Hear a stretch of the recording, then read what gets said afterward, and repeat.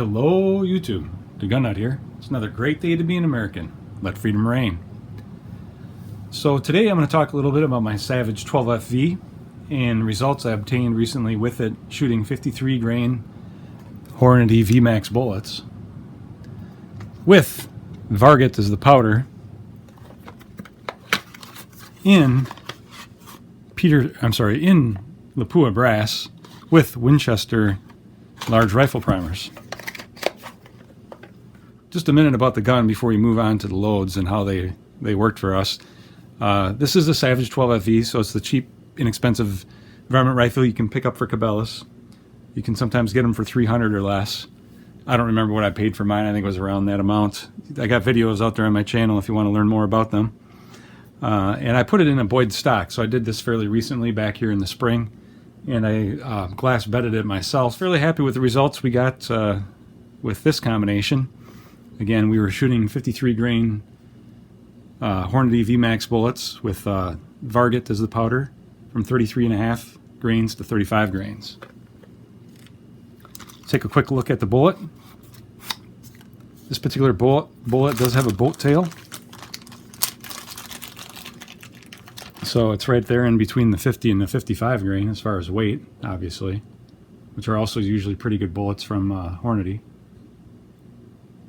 And other than the Boyd stock, this is a stock rifle, and this is a fairly inexpensive Mueller scope. It's a 8-32 by 44 tactical, and so you can get up nice and close at the range with it, although field of view is pretty limited.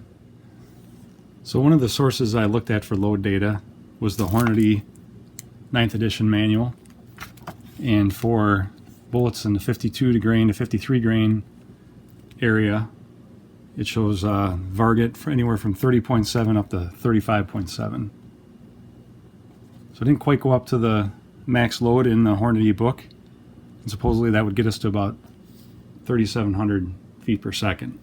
So let's take a look at our results. The conditions around here have not been great lately. A lot of rain, storms, and so on.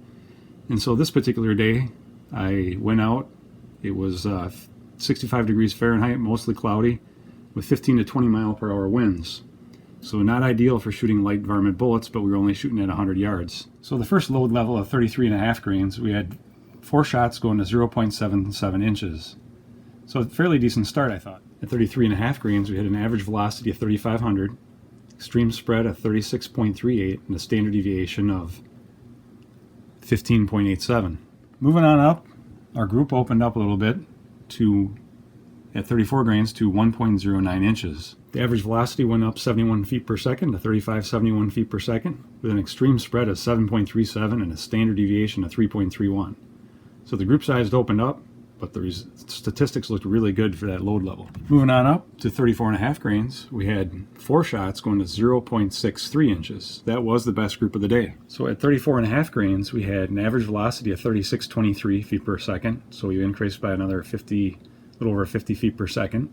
Extreme spread of 27.13 and a standard deviation of 11.22. And then at the last load level of 35 grains, actually, that one hole there is 2 bullet hole, so still 4 shots. 4 shots went to 0.65 inches. So group size and also the vertical deviation was very similar. So it seems like we are getting into a node there, maybe at 34.5 to 35 grains. Whereas you can see the vertical height of the group was increasing as we went from 33.5 to 34. So it was obviously changing elevation a little bit along there, but then it settled in. So then at 35 grains, we had an average velocity of 3653. So we added about another 30 feet per second, an extreme spread of 28.66, and a standard deviation of 11.95. So pretty consistent numbers there between those 2 load levels, at least as far as extreme spread and standard deviation. Maybe not quite as good as we would like, but I think it's something to work with. So next we'll go ahead and take a quick look at the brass. I did not see anything that I would be concerned about at these load levels. This was the base load level of 33.5. This was 34, And that's just a mark on my case, that black mark that I do to keep track of what charge level. Moving on up to 34.5 grains. Again, really nothing to be concerned about.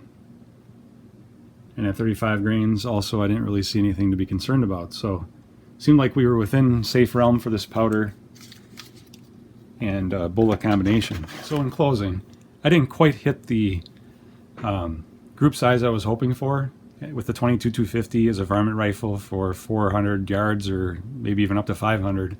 Really looking at half MOA is what I'd like to achieve. So this was not bad at all with these 53 grain VMAX.